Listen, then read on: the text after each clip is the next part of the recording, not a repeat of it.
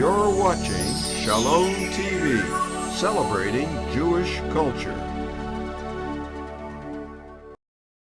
Funding for Shalom TV has been provided by the following.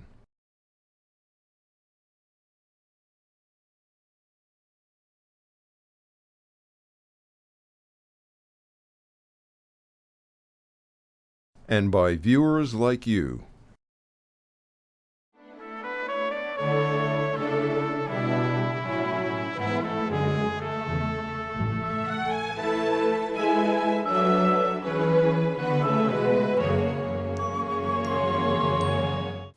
So I want to talk today about what I think is one of the great moral crises confronting the world in the 21st century. Of all the great moral challenges, and there are so many in the world today, near the top of the list is whether the new anti-Zionism will become yet another excuse in the history, of so many excuses over so many millennia for renewed anti-Jewish attitudes and actions over the years. We're seeing a real crisis. We're seeing a real change in attitudes toward the Jewish state, toward Jewish values, and I want to explore some of those issues with you.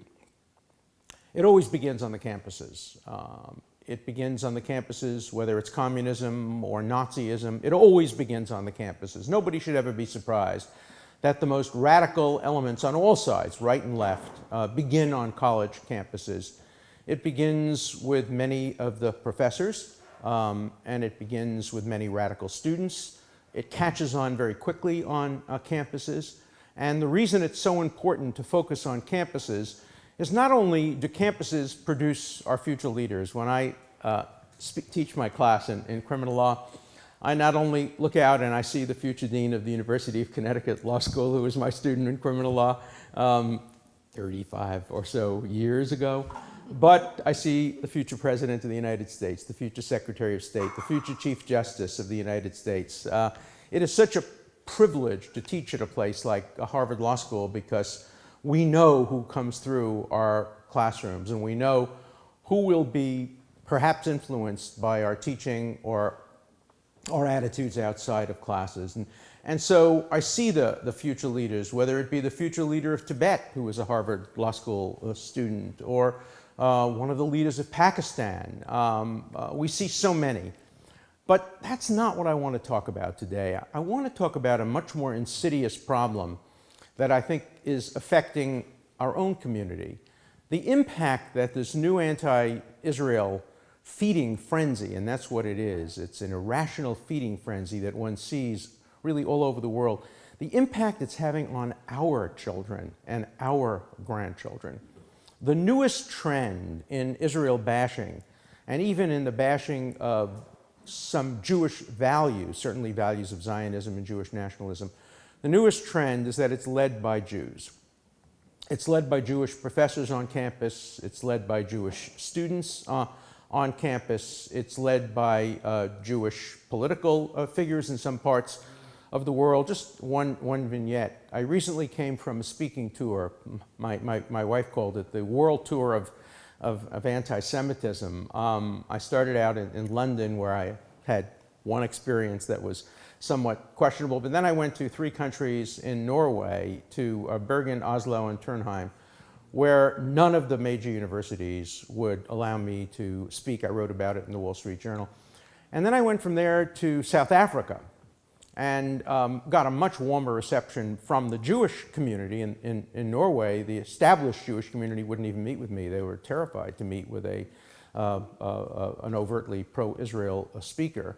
But I met with the Chabad community, but not with the official Jewish community. But when I went to South Africa, I was welcomed by most of the Jewish community, but when I got to Cape Town, I was greeted by a full-page headline, a complete full-page headline in the Cape Town Times: "Dershowitz is not welcome here," signed by a judge, a leading judge, and several leading academics. And the reason I wasn't welcome in Cape Town, according to these people, was because I strongly supported Israel.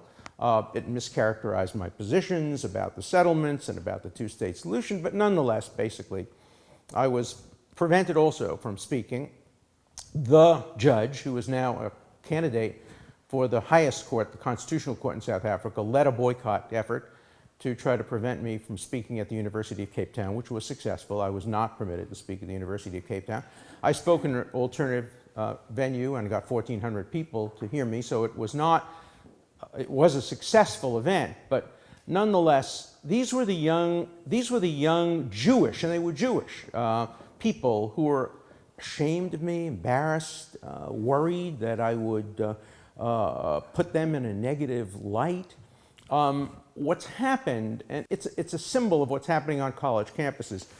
The irony is life has never been better for Jews as a group on colleges today. My granddaughter had to make the best decision any grandchild could ever have to make. She had to make it this morning because it's May 1st. She had to decide whether to press the button for Harvard or Yale yesterday. In my day, you can clap. Well, I don't know how much you're going to clap being in Connecticut, but she pressed the button for Harvard. My daughter, faced with a similar choice 3 years ago, pressed the button for Yale. So I'm well covered on both sides. But in my day, we didn't have those choices. We didn't have those options. I went to Brooklyn College, where all my friends went, and I applied for a Rhodes Scholarship because I was a good student and a good athlete, and I didn't even get an interview.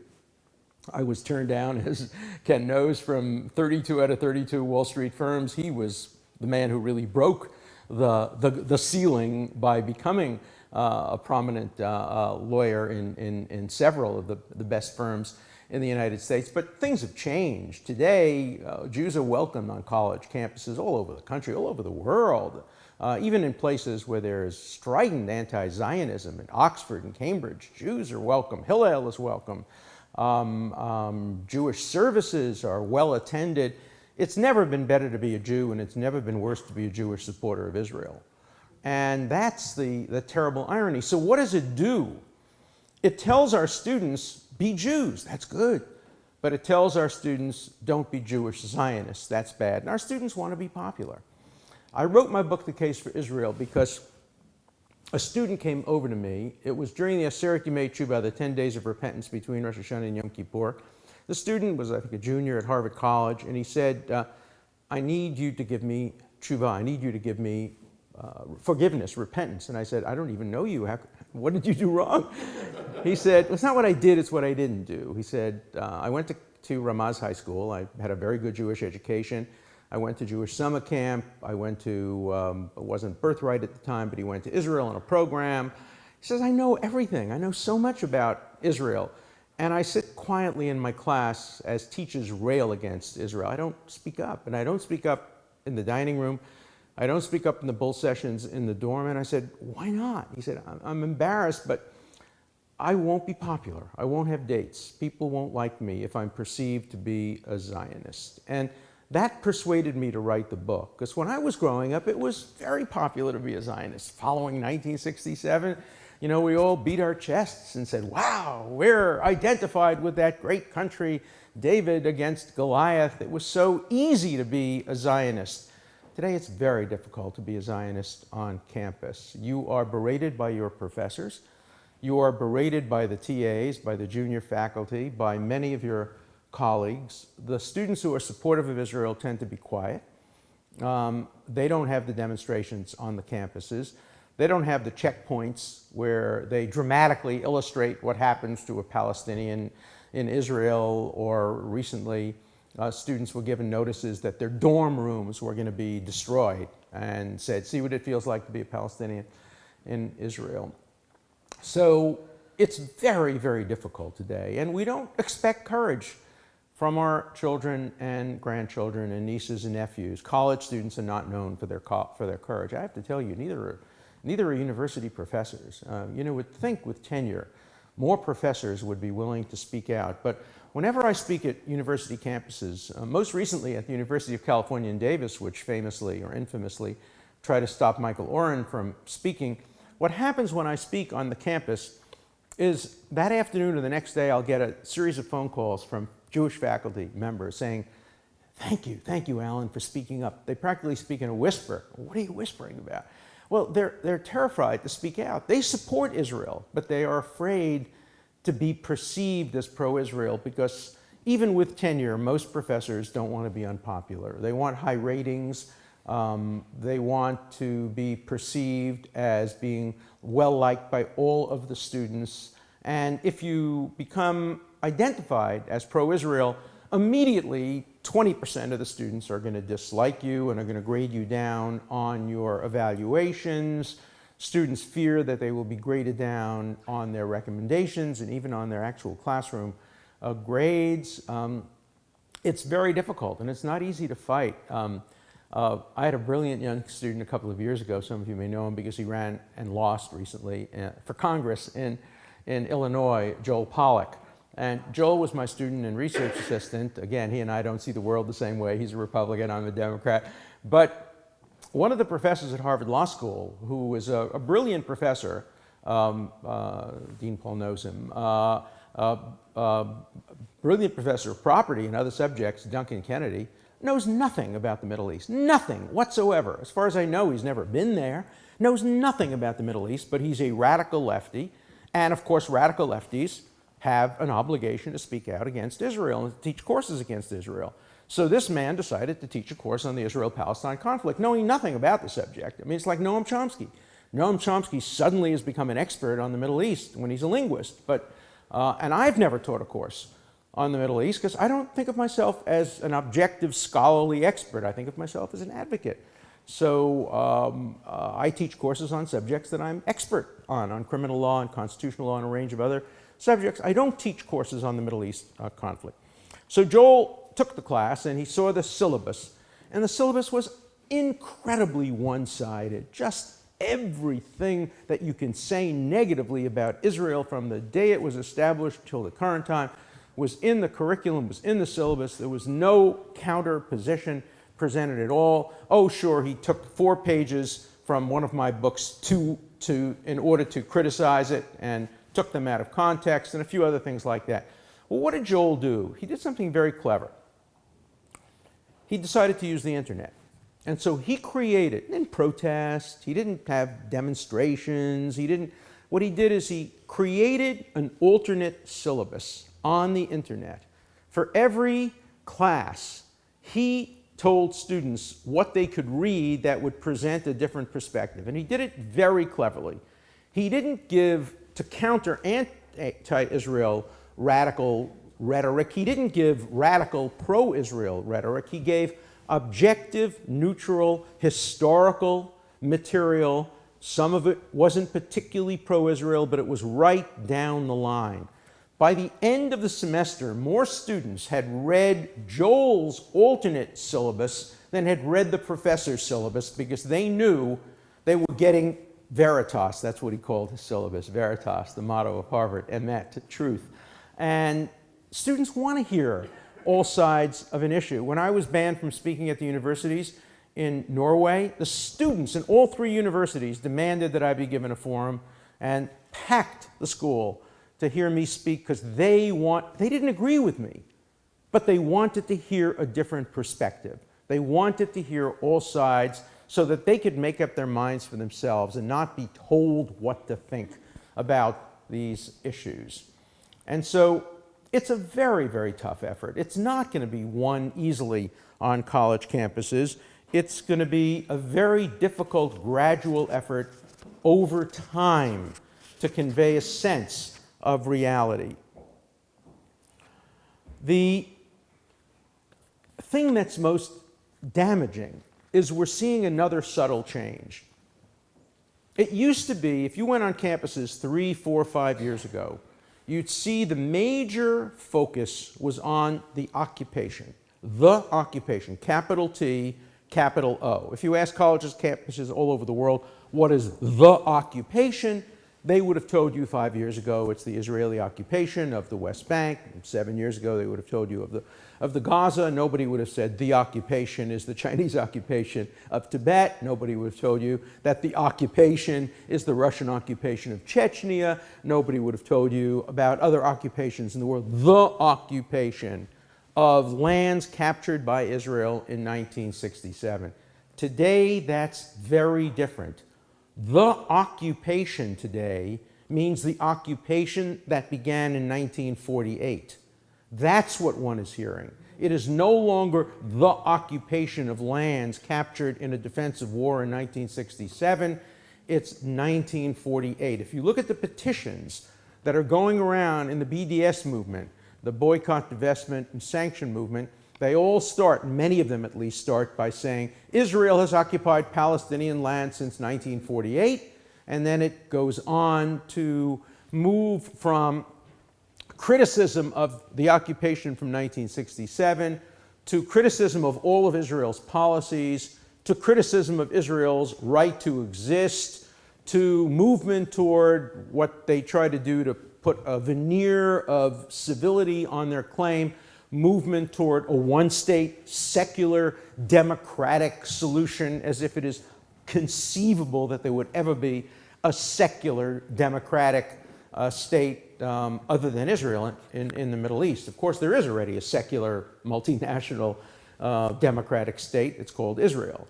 But the idea that there would be a secular binational state in all of Palestine is simply, as Leon Wiesenthal once said, it's not a solution for Israel, it's a solution to Israel. It's a way of subtly ending Israel's existence as the democratic state of the Jewish people. So we're seeing that subtle shift from delegitimation of the occupation, something that I understand. I've been a critic of the occupation since 1973. I wrote against the first civilian settlements in Ilan Moreh in 1973. Got into a lot of trouble with my mother, with my rabbi, with a lot of my friends. Reasonable people could agree or disagree about what the settlement policies have been, whether it's been good or bad for Israel. I don't think it's been good for Israel. Reasonable people could disagree about that. But the movement has been from criticizing the settlements to criticizing the occupation to criticizing the existence of Israel. And the thing that's so upsetting is that the moral case for Israel is so powerful. The moral case for Israel is so strong. There's no country in the world today whose birth was more lawfully legitimate. Think of the United States. We started unlawfully by a revolution. The Soviet Union started unlawfully. Russia by a revolution. Canada, clearly an occupation and ethnic cleansing. Australia, New Zealand, much of South America. Israel was established through repeated legal declarations, whether one starts with the League of Nations or the Balfour Declaration or the treaties that followed the First World War, or the Peel Commission report, or of course ultimately the UN decision to allow Israel to establish a two-state solution, establish Israel and an Arab state. It didn't call it a Palestinian state in 1948. Resolution 242, which is a lawfully enacted UN resolution which calls for Israel's boundaries to be safe and secure and recognized by all of the Arab countries. So Israel's birth has been more legitimate. Israel has accomplished more in 63 years than any country in the history of the world in a comparable period. I'm not talking about accomplishing for itself. I'm talking about what is accomplished for humankind, whether it be the most recent development that's coming out of Israel today and moving to Brigham and Women's Hospital in Boston, this attempt to develop a preventive for Alzheimer's. I can't wait until the boycott people see that and decide they're not going to use this for their parents and their relatives, just like they won't use cell phones and Intel processors and other environmental developments that Israel has achieved. Israel has saved more Arab lives than all of the Arab countries and Muslim countries in the world combined by its export of medical technology. It's taught the world how to fight terrorism fairly. When Justice Brennan, probably the greatest liberal in the history of the United States Supreme Court, made his visit to Israel shortly before his death and his resignation from the Supreme Court, he came back and he wrote a piece for the NYU Law Journal in which he said that if terrorism ever were to come to the United States, this was pre 9/11, I'm glad we have a good Jewish mother here who's concerned about my... If terrorism were to come to America, there would only be one country from which the United States could learn how to strike an appropriate balance between fighting terrorism and promoting human rights and civil liberties, and that country was Israel. Israel has taught the United States, for better or worse, how to fight the kinds of wars we are now, tragically, having to fight in Iraq and Afghanistan, Libya, perhaps soon in other parts of the Middle East. Israel was condemned for targeted killings of combatants. Now, of course, the United States and NATO have picked that up and used it as a primary weapon in fighting against terrorism. Israel has done so much for the environment. The moral case for Israel is so powerful. Israel was prepared to accept a sliver of a country in the Peel recommendations of 37 and 38, and the Arabs said no. Israel was prepared to accept a small, disconnected, with Jerusalem cut off part of Palestine. In 1948, Israel in 67 offered the Palestinians everything back in exchange for peace, and they got from Khartoum the three no's: no peace, no recognition, no negotiation. In 2000, 2001, Israel offered everything that the Palestinians could ever seek. The Saudis wanted it. The Egyptians wanted it. Everybody wanted it. Prince Bandar of Saudi Arabia called Arafat a criminal against his own people for turning down the offer of 2000, 2001. Ehud Olmert repeated the offer, in fact, added to it in 2007 and 2008. And Benjamin Netanyahu has announced repeatedly, as Ken pointed out in his brilliant letter in the New York Times the other day, that he would sit down with no preconditions. And I've spoken to Bibi, as you've spoken to Bibi, I'm sure, and I know what he's prepared to offer if only the Palestinians will sit down and accept an offer. It reminds me of Abba Eben's famous statement after the 67 war, where he said this is the first time in history that the victors are suing for peace and the defeated are demanding unconditional surrender. The Palestinians want recognition. They want the West Bank. Let them sit down and negotiate. And my mother's favorite story, my mother who's very Orthodox Jew, favorite story was about the 80-year-old man who was praying to God, said, I pray every day, God, I just want one thing, I want to win the lottery. And after months and months and months, he doesn't win the lottery. And he says, God, why didn't you let me win the lottery? And God says, you got to help me, buy a ticket. And the Palestinians have to buy a ticket. They have to sit down. They have to be willing to negotiate, and they will get a good offer. I wish that Bibi would, right now, whether he does it in a speech before Congress or he does it in a speech before the Knesset, that's an issue to be decided at the highest levels, to make a strong offer to the Palestinians now. Some people say the Palestinians won't accept it. Okay, at least everybody then sees the situation. Let Israel be perceived again, once again, as the one offering peace. People have a short memory. My students don't remember 2000, 2001. They don't remember 2007. At least they'll see in current times. And here I'm going to make a controversial statement, and I know it's not popular on some college campuses, and when I make it, I get booed. But Israel is deserving of strong, strong moral support, and I have to tell you, the Palestinians are not. They are the least deserving of any major group today in the world of statehood. I think they should get it because it's good for Israel and good for the world and good for peace. But when you think of the Palestinian claim for statehood, it's an extremely tenuous and weak one. In 1937 and 1938, when the Peel Commission offered the Palestinians a state, Hajj al-Husseini, the Grand Mufti of Jerusalem, the avowed leader of the Palestinian people, said there is no Palestinian people. We are not a people. We do not want a state. We do not want independence. We are southern Syria. We just don't want there to be a Jewish state. In 1948, the Palestinians turned down statehood. In 1967, the Palestinians turned down what could have been the beginnings of statehood. In 2000, 2001, and what have they used? They haven't used Gandhi's tactics. They've used terrorism. They have killed so many innocent civilians.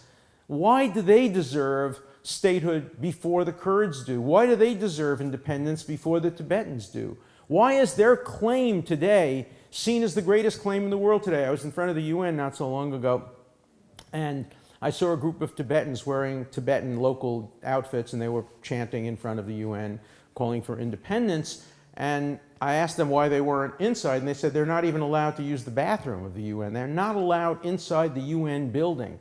There is no recognition of Tibetan independence at all at the UN.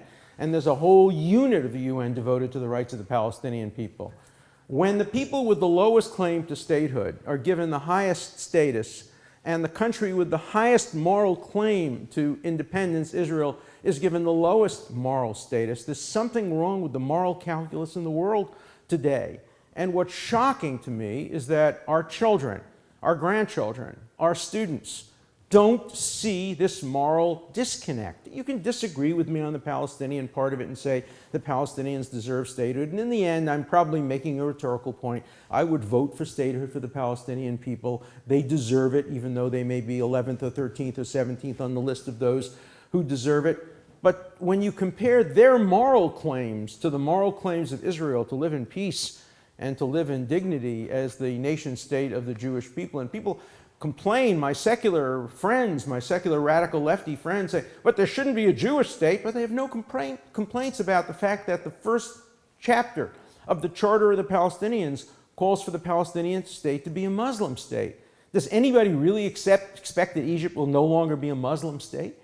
You think there'll be equal rights for the Copts in Egypt under any possible scenario? Of course not. Every Arab state will always be a Muslim state. And every state with a Muslim majority will always have an established Muslim religion. And yet, although Israel does not have an established religion, that's a myth. Israel does not have an established religion. Israel is not a Jewish state in the theological sense. It is the nation state of the Jewish people. It is a far more secular country than the United States is. It is a far more secular country than almost every part of the world except Western Europe. It's part of the Western European trend toward secularism. And of course, criticism of Israel is not anti-Semitism. If criticism of Israel were anti-Semitism, then the largest concentration of anti-Semites in the world would be in Tel Aviv. Because have you ever read the newspapers in Israel? Just read Haaretz. It's so critical of Israeli policies. There's an enormous difference between being critical of Israeli policies, which all of us have a right to be, just as we're entitled to be critical of American policies, regardless of who our president is. But the difference between criticism of Israeli policies and criticism or demonization of Israel's right to exist at all, that's the mark that is so disturbing. And that's why J Street has become an important part of the conversation on many college campuses today. J Street has become all things to all people. To Ben-Ami, who's a Zionist, and who generally, he and I sat down on the stage in the 92nd Street Y. We had a conversation. We didn't disagree all that much about most issues. We were critical of the settlement policies. We would like to see more movement toward peace. We did disagree about Iran. We did disagree about the Goldstone report. But Ben-Ami is a Zionist, but J Street is not a Zionist organization.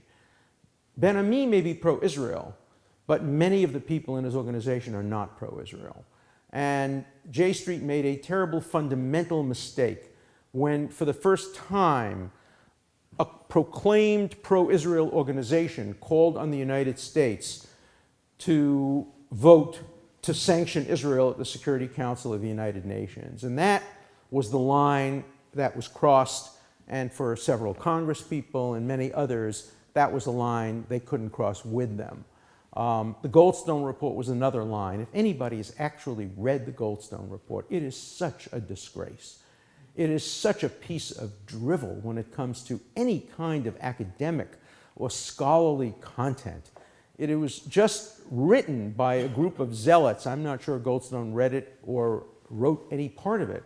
How he could have ever looked himself in the mirror and said that it's the policy of the Israeli government to kill as many Palestinian civilians as possible, when no country in the world has ever gone to greater lengths to prevent the deaths of civilians. I mean, Israel would never do what NATO was accused of doing just yesterday, and that is targeting a son and grandchildren of Libyan leader Gaddafi. Whether that happened or not is unclear, but there was a deliberate attack on a home in a civilian neighborhood. Israel doesn't do that. What it does is it targets very carefully military outposts. And in fact, one of the Goldstone report's criticisms was that Israel focused not only on military targets, but on infrastructure of Hamas. That, Goldstone recorded, is a war crime. Yesterday, NATO announced that that was their policy. to attack infrastructure, to go after the television stations, to go after other forms of infrastructure that permit Gaddafi to remain in power. And that's what Israel was accused of doing in the Goldstone report. Of course, every country goes after the infrastructure of the other country's leadership, and particularly when the infrastructure is so central to a terrorist regime. And so the question again is why? Why is there so much misunderstanding? My wife, who is a PhD in psychology, constantly lectures me by saying, Alan, you try to understand this rationally. It is not rational. You need a psychologist to really get to the bottom of what is going on. This hatred, this feeding frenzy about Israel is so hard to comprehend. You can understand criticism, but the idea that Israel is regarded as the worst when it's so close to being the best, and that Palestinians and Hamas and Hezbollah are regarded as the best when they're so close to being the worst, really defies rationality.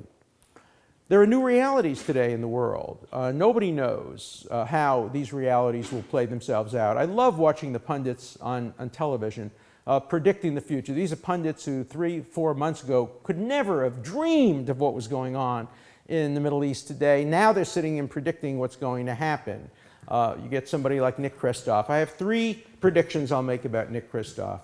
Nick Kristof will win the Pulitzer Prize for his Pollyannish reporting about Egypt. Nick Kristof will be wrong about everything he said. Nick Kristof will never apologize or acknowledge, nor will the Times, that everything he said was wrong, and he'll still be showing off his Pulitzer Prize. That is the history of the way journalism operates. I hope he turns out to be right, but nobody can know that for sure. Egypt's new rapprochement with Hamas and with Iran certainly doesn't bode well. There are optimists who think that maybe there is a greater potential for making peace now that there is some degree of coalition between Hamas and Fatah, or Hamas and the Palestinian Authority. Nobody knows. Nobody knows how Syria is going to work out. Who imagined that Israel would be rooting for Assad? Because they worry more about what the alternative to Assad might look like. Nobody knows how Libya will work out. It may work out that those who are closest to America as friends will have the lowest rate of survival, and those who are the most perceived as enemies of America will have the highest rate of survival. Nobody knows how this is going to work out. And I think there are several lessons that can be learned, no predictions, but lessons from what's going on today in the Middle East. Number one, the United States can rely on only one country to be a permanent ally of the United States forever and ever in the Middle East, and that is only Israel. No other country can be relied on. Nobody knows where Egypt is going. Nobody knows where Saudi Arabia is going. Nobody knows the former ambassador from Israel to Turkey is here with us today. Nobody can predict what's going to happen in Turkey in 20 or 30 years. I am optimistic about Turkey, but nobody can predict it for certain. Everybody knows what Israel will be like. Everybody knows that whether or not Likud gets elected, or whether Labor gets elected, or whether the other parties get elected, there will be a democratically elected friend of the United States, pro-Western government in Israel. Everybody knows that. Number two, and this is very disturbing, the second lesson, first lesson is the only country the United States can count on in the Middle East is Israel. The second lesson is Israel cannot count on the United States. It cannot count on the support of any foreign country ever, no matter how friendly it may be. You just can't predict how it's going to work out.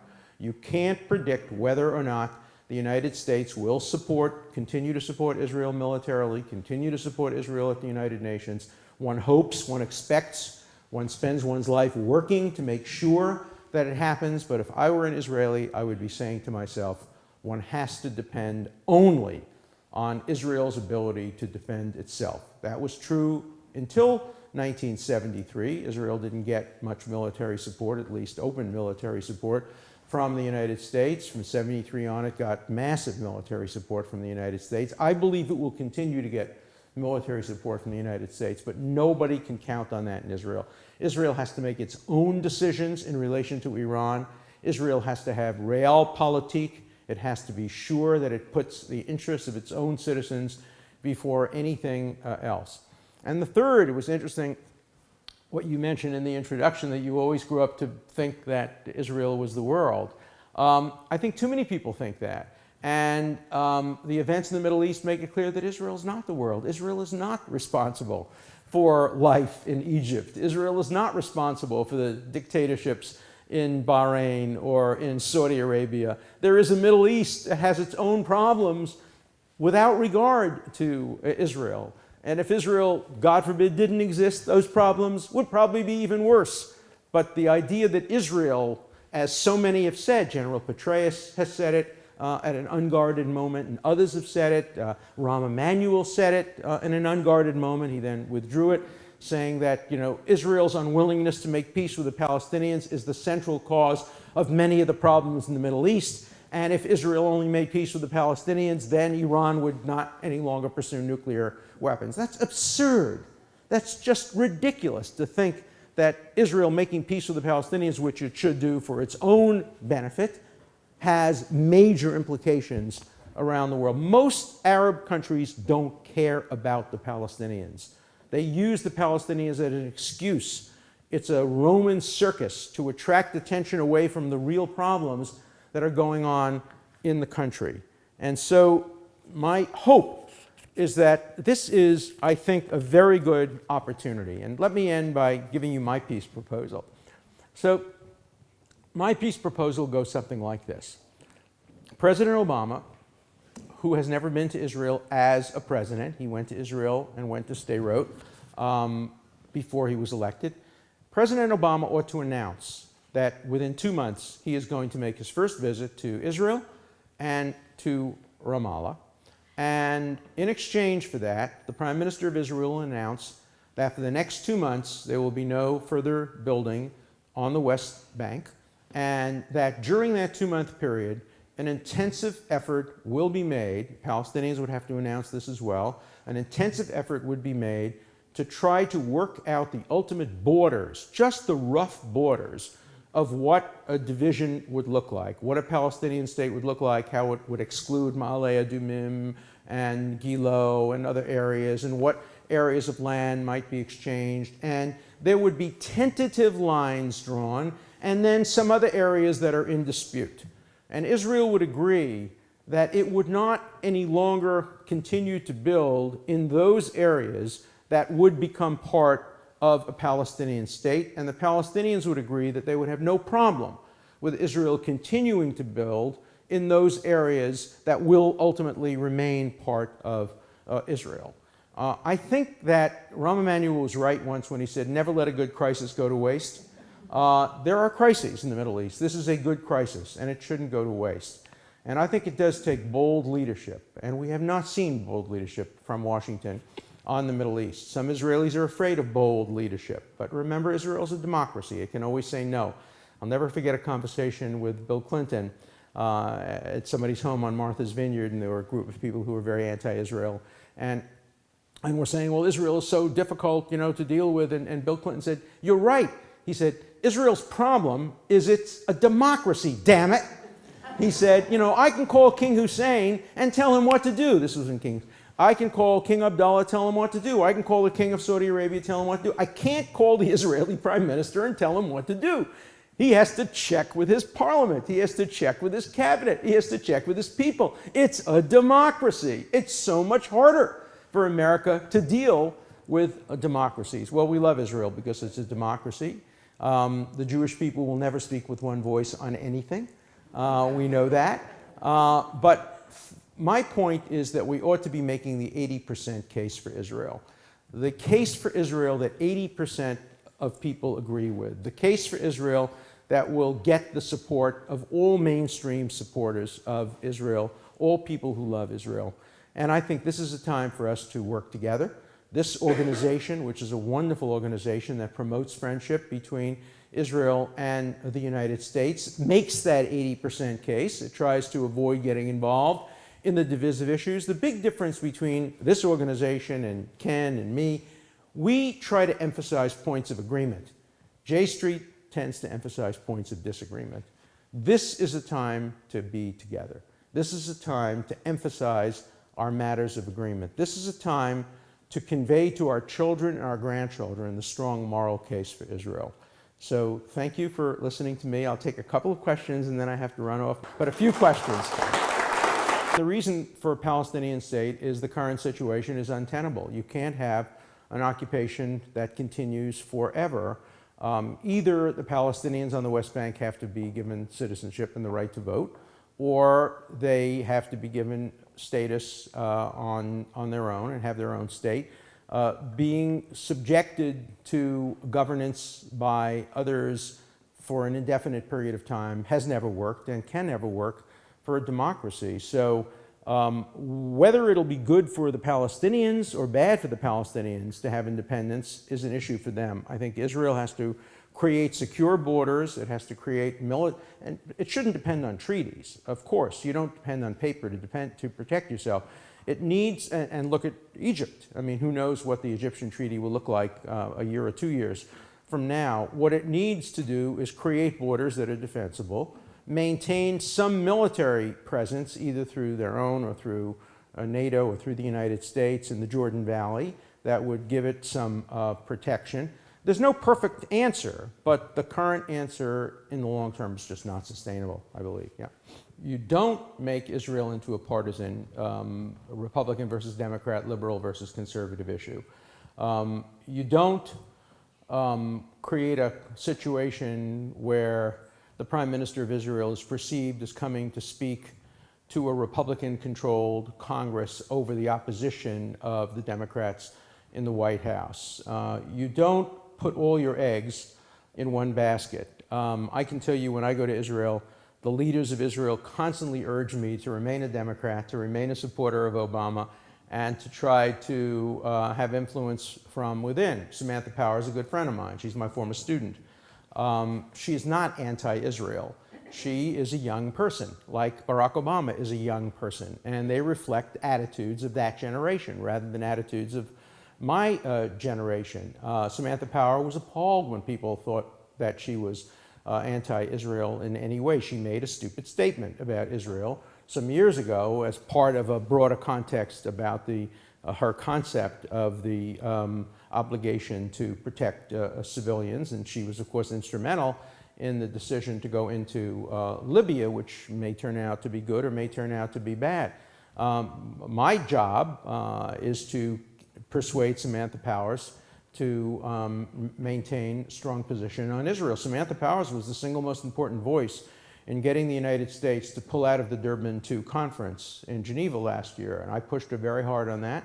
Some of you may know I got arrested at Durban because I tried to confront Ahmadinejad and challenge him to debate me. I didn't do anything wrong. I just walked up to a press conference. I have press credentials, and I was carried away. I have Samantha Powers on my speed dial, and I got her very quickly, and I was out of jail before I was in it. I never actually went to jail. I was just arrested. But Samantha has had a mixed record on these issues, but she is the future in many ways. I mean, she is what many young people today believe in and support. People should vote their conscience. People should, but my job is to keep the Democrats pro-Israel. Republicans in this room, your job is to keep the Republicans pro-Israel. Remember, you have Ron Paul, who is not pro-Israel, who is a candidate. You had Pat Buchanan. We each have our responsibility to keep our own constituencies pro-Israel, to make sure that it never remains an issue that divides Democrats from Republicans. So far, we've been fairly successful on that. Yeah. Yeah, I don't agree with that. Yeah. Jews have not spoken out. Well, I think we've always spoken out. Look, this has been, I don't want to get into a partisan debate about which administration is better, but given this administration compared to the first Bush administration, I would certainly take this administration over the first Bush administration. I think that the Secretary of State in this administration is far more strongly supportive of Israel than the Secretary of State during the first Bush administration. We, in some ways, got spoiled because we had the the three most pro-Israel administrations in my lifetime, and I don't think Ken would disagree with this, would be Lyndon Johnson, Bill Clinton, and George W. Bush have been the three most pro-Israel, and the most anti-Israel certainly have been the Jimmy Carter administration? Oh, yeah, you go back to Harry Truman, I don't. Okay. But I would agree with Harry Truman. And John Kennedy wasn't particularly sympathetic to Israel. So we are always going to have tensions, and people should vote their own conscience. People should, as one questioner said, prioritize where you put Israel. I mean, I was thinking of writing a book entitled "Why I Left the Left But Couldn't Join the Right." You know, I'm not sympathetic to many of the social programs of the right. If I were, you'll notice my tie. My tie is Winston Churchill. If I were living in Britain today, I'd be a member of the Conservative Party in Britain, because the Conservative Party in Britain is anti-death penalty, pro a woman's right to choose, pro gay rights, and with a very strong, vigorous foreign policy. And that's where I stand. I have no such choice in America today, since the death of what was called Rockefeller Republicanism many years ago. I can't support a party that would consider nominating Sarah Palin.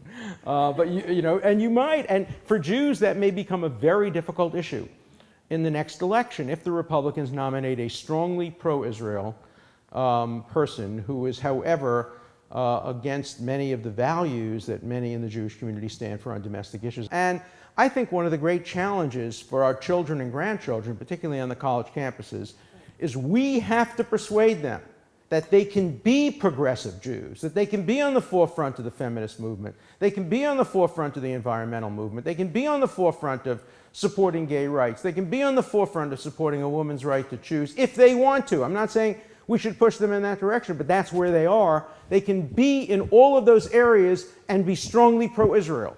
And indeed, they should be strongly pro-Israel if they favor the environment, if they favor women's rights, if they favor separation of church and state, if they favor progressive values. You can make the conservative case for Israel, too. I make the liberal case. Some of you in the room will make the conservative case. Let's all unite together and make the case for Israel. Thank you very much.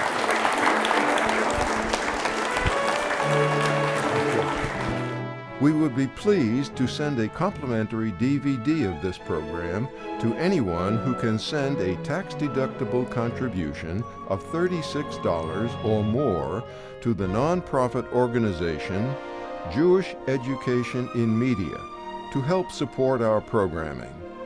Tax-deductible checks may be made out to GEM and mailed to GEM, Post Office Box 180, Riverdale Station, Bronx, New York, 10471.